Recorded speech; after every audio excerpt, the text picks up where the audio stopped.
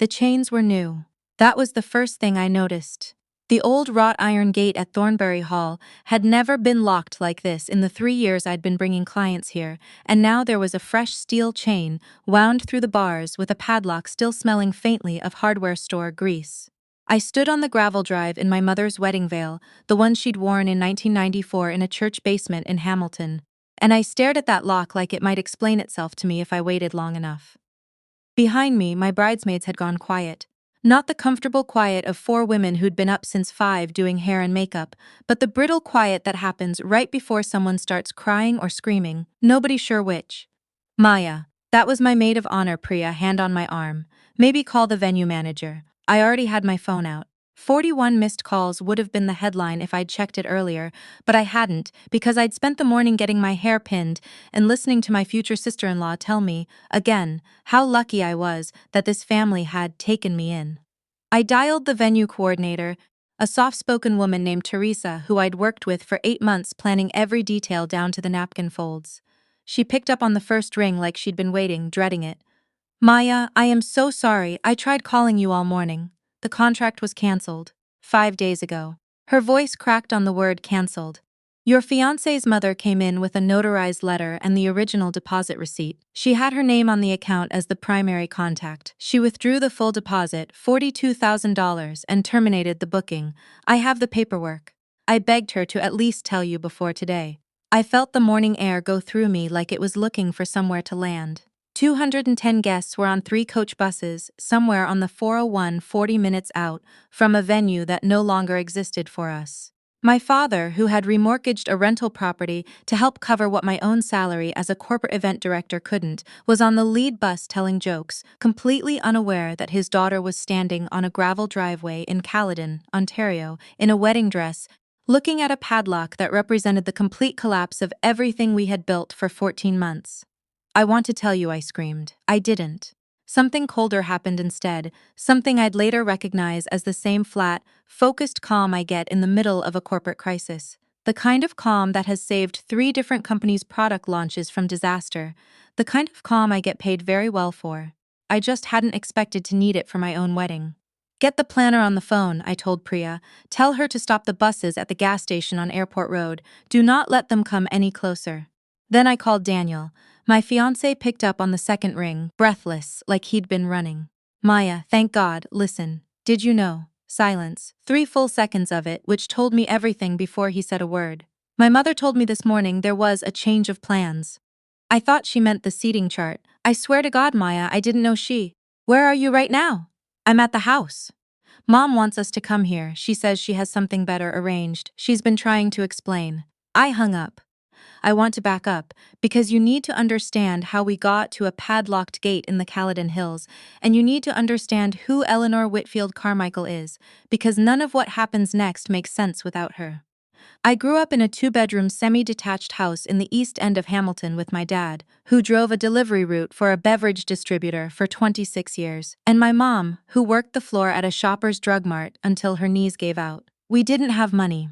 We had a freezer full of frozen pierogies my grandmother made every fall, and we had each other, and when I got into business school at Western on a combination of scholarships and a part-time job pulling espresso shots, my parents cried in the parking lot like I'd won an Olympic medal. I built a career the long way. I started as an unpaid intern at a conference planning firm in Toronto, slept on a friend's pull-out couch for 2 years, and eventually became one of the youngest directors in the company, running 6-figure product launches for tech companies and pharmaceutical firms across the GTA. I learned how to manage a budget down to the dollar, how to read a room of nervous executives, how to fix a disaster 40 minutes before doors opened without anyone in the audience ever knowing there had been one. I met Daniel at a launch event I was running for a financial firm in the King West district. He was easy to talk to, funny in a self-deprecating way that didn't match what I'd assumed about old-money Toronto families, and for the first 8 months I had no idea his family owned half of a private golf and country club an hour outside the city, the same Thornbury Hall where I would eventually plan our wedding. His mother, Eleanor, made her opinion of me clear within the first 10 minutes of meeting me, though it took me months to fully decode the language she used to deliver it. She complimented my ambition. She asked more than once where my family was originally from, even after I told her 3 separate times. Hamilton, born and raised, both sides. She referred to my parents' neighborhood as up and coming, a phrase I came to understand as a small, precise insult delivered with a smile. Daniel told me to ignore her. She does this to everyone, he said. She did it to my sister's husband, too. She'll come around once you're family. I believed him because I wanted to. I'd built my entire career on solving other people's crises, and some quiet, foolish part of me believed I could solve this one too, just by being patient and gracious and impossible to dismiss. We got engaged on the Toronto Islands in June, and I spent the next 14 months planning a wedding I was paying for almost entirely myself, because Daniel's trust fund was, in his words, complicated with my mom right now, and because some bruised, stubborn part of me didn't want to owe Eleanor Whitfield Carmichael a single thing. The one mistake, and I will own this, because hindsight is a brutal teacher, was the venue contract. Thornbury Hall was a Carmichael family property.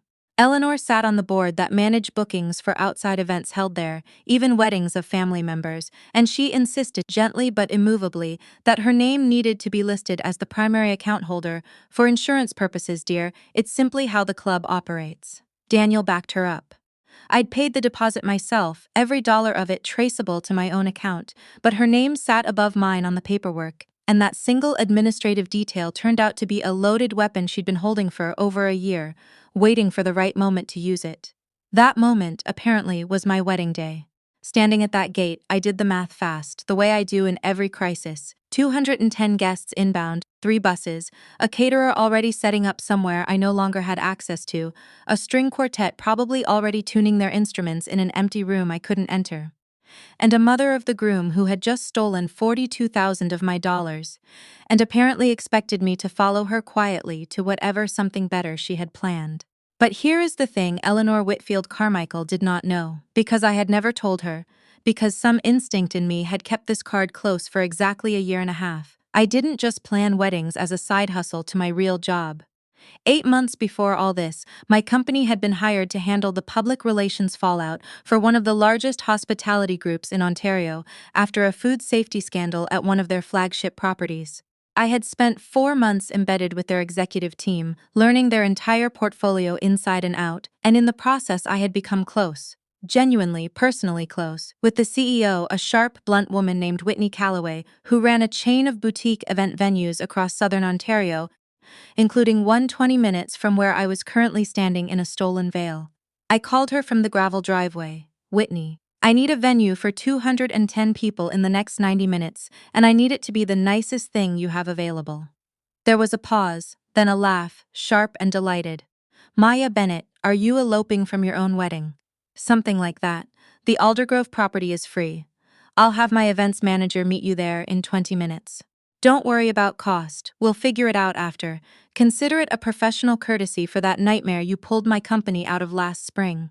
I hung up, turned to my bridal party, and said the only thing that mattered. We're not getting in any cars headed toward the Carmichael house. Tell the buses to redirect to Aldergrove Manor on Mississauga Road. We are still getting married today. What I didn't say out loud, but what settled into my chest like a stone dropping into still water, was this: Eleanor thought she was canceling my wedding. What she had actually done was hand me, completely free of charge, the exact kind of crisis I had spent 11 years becoming an expert at solving. Except this time, the company in trouble was hers. The next 40 minutes were the most controlled chaos of my professional life, and I have run product launches for companies whose stock price moved on the outcome. I called my own assistant, Brielle. No, wait, I will not use that name. Let me just say my assistant, a sharp 26-year-old I trusted with my life, and had her redirect the catering team, who, thank God, had not yet started setting up, because their truck had been delayed by construction on Highway 10. A delay that had felt like a disaster 2 hours earlier and now felt like divine intervention. I called the string quartet, already in their formal wear in a parking lot near Thornbury, and gave them new directions. I called my father, who answered from the lead coach bus, sounding confused and worried, and I told him, in the calmest voice I could manage, that there had been a last-minute venue change, and everything was completely fine. We were simply moving to a more beautiful property nearby. I did not tell him about the padlock. I did not tell him about the $42,000. There would be time for that later, and I did not want his first memory of my wedding day to be watching his daughter's face when she found out his money he could not afford to lose, might already be gone. Aldergrove Manor turned out to be even more beautiful than Thornbury Hall, a converted stone farmhouse with vaulted timber ceilings and floor-to-ceiling windows overlooking a ravine going orange and red with October color. Whitney's events manager, a calm, efficient man who clearly understood exactly what kind of morning I was having, met me at the door with a clipboard and the words, "Tell me what you need and consider it done." We had 90 minutes. We used every one of them. Here is what I learned about myself in that window of time. Under enough pressure, I do not fall apart. I become someone almost frighteningly efficient, the same way I imagine a surgeon feels mid-operation, all emotion compressed into pure function.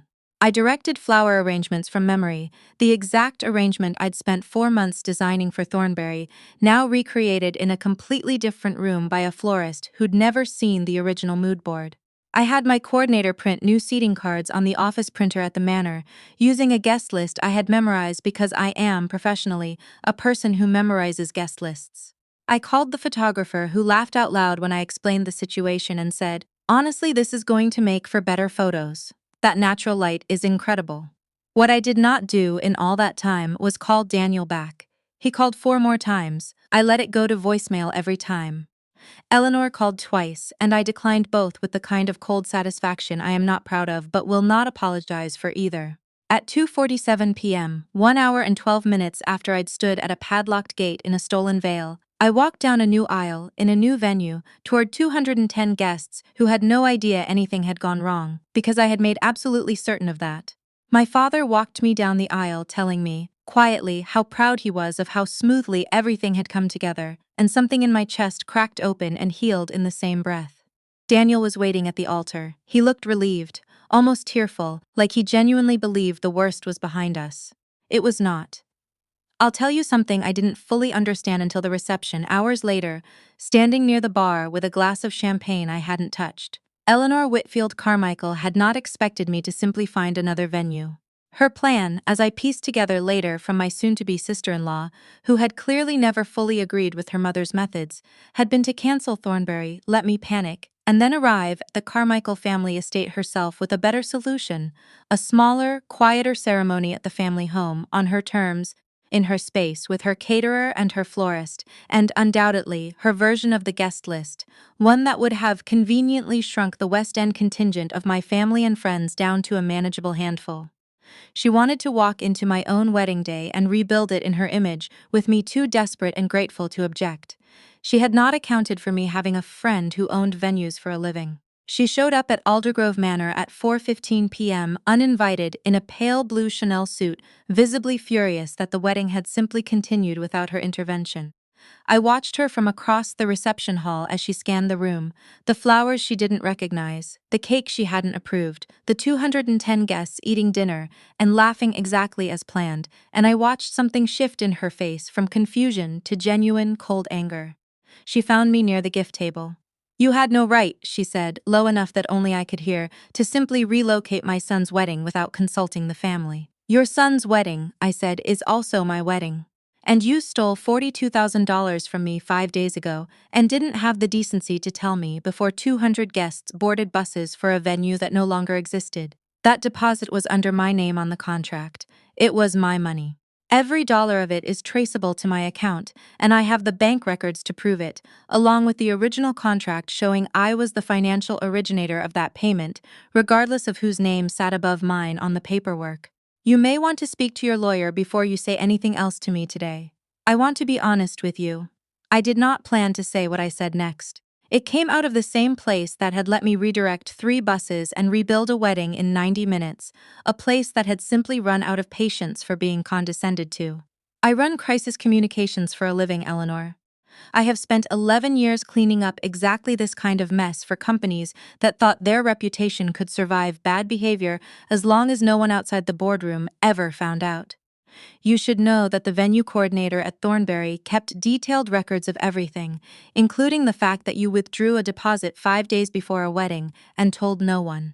If you escalate this with me today in any way, I promise you I will make sure every member of that club's board, every donor, every family whose wedding you've ever been involved in planning, here's exactly how you treat people you've decided aren't good enough for your family." She did not say anything else to me that day. She left within 20 minutes, and Daniel did not go after her, which told me more about where things actually stood between them than any conversation could have. I will tell you what happened in the weeks after, because the wedding day was not actually the end of the story. It was the beginning of a much longer, quieter reckoning. Daniel and I had a hard conversation that night after the last guests had gone, sitting on the floor of our hotel suite still half in our wedding clothes. He told me he hadn't known the full extent of what his mother had planned, and I believed him about that specific fact, but I also told him as gently and as firmly as I could manage after the longest day of my life that his pattern of ignoring her instead of confronting her had created exactly the conditions that let this happen. I told him that I needed him to choose, clearly and permanently, whose side he was actually on, because I would not spend the next 40 years of my marriage absorbing the cost of his conflict avoidance. To his credit, he listened. The following week, he met with his mother alone and told her that if she ever interfered in our finances, our home, or our marriage again, without our explicit involvement, he would step back from the family business entirely, a threat that meant something because he was, despite everything, genuinely good at his job there and genuinely valued by the rest of the family. The $42,000 came back to my account within 3 weeks, transferred quietly, without a note, without an apology. I didn't need the note. The transfer told me everything I needed to know about who had actually won. I never went back to Thornbury Hall, I didn't need to. Whitney offered me a standing partnership with her venue group after the wedding went, in her words, disgustingly viral on a wedding planning forum where someone had posted the before and after photos with the caption, "When your mother-in-law cancels your venue and you just build a better one in 90 minutes." I now consult for 3 different hospitality groups across southern Ontario on exactly the kind of high-stakes, last-minute crisis management that almost ruined my wedding day, which feels like the universe's idea of a joke, but I've stopped questioning gifts that come dressed as disasters. Eleanor and I have an understanding now, the kind built less on warmth than on mutual recognition that I am not someone she can quietly erase. She attends our holidays, she is, mostly, polite. She has never once apologized, and I have stopped waiting for her to. What I think about most, when I let myself think about that morning at all, isn't the padlock or the missing deposit or even the cold fury I felt standing on that gravel driveway. It's the 40 minutes after, when I stopped waiting for someone to fix it for me and simply started fixing it myself, the way I'd been trained to fix every disaster that wasn't my own for over a decade. Eleanor Whitfield Carmichaels spent a year and a half deciding I wasn't good enough for her family. She just never stopped to consider that I might be exactly the kind of person who doesn't need permission to build something beautiful out of the wreckage she leaves behind.